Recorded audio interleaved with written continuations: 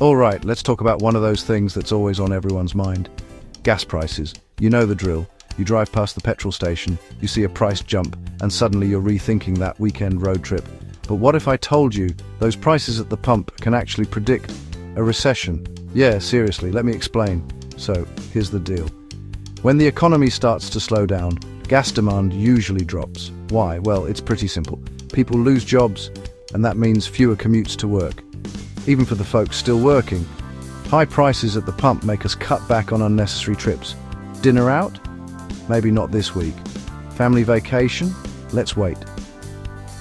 But 2022 was weird.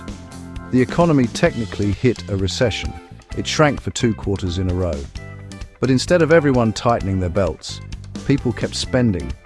Unemployment stayed super low, around 3.7%, the best it's been in 50 years. Yet get this, the actual demand for gasoline was lower than the year before, so people were still out and about but not driving as much. Why? A big reason is work from home. Before the pandemic, commuting sucked up nearly a third of all petrol demand. Now, with so many of us logging in from the kitchen table, those daily drives? Gone. There's also the price itself.